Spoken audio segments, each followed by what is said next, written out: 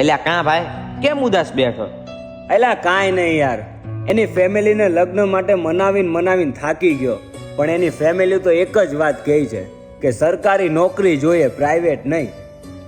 એટલે એ વાત તો સાચી જ છે ને ભાઈ. એના ઘરમાં કોઈક સરકારી નોકરી તો કરતું જ હશે ને, અને એમને છોકરીને ભણાવી છે તો એના લાયક છોકરો તો ગોતવો કે નહીં? એટલે એ વાત તારી હાચી, પણ એમના ઘરમાં કોઈ સરકારી નોકરી કરતું જ નથી. ના તો એનો ભાઈ, ના તો જેની હારે મેરેજ કરવાના છે એ છોકરી. અને આમાંય તે પ્રેમમાં થોડી ભણતરની જરૂર પડે, સરકારી નોકરીની જરૂર પડે. હા ઓ ભાઈ, એ વાત તારી સાચી. પણ ભાઈ આજે મને આ જે મન દુઃખ થયું છે ને મારું, આજે મને જે એના ફેમિલી માનતા નથી ને, એ દુઃખીથી મારા અંદરથી શબ્દો નીકળે છે.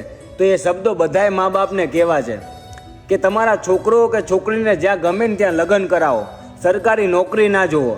તમારા ઘરમાં પણ તમારો જવાન છોકરો પ્રાઇવેટ નોકરી કરે છે, તો તમે સામે તમારી છોકરી માટે સરકારી વાળો છોકરો ના ગોતો.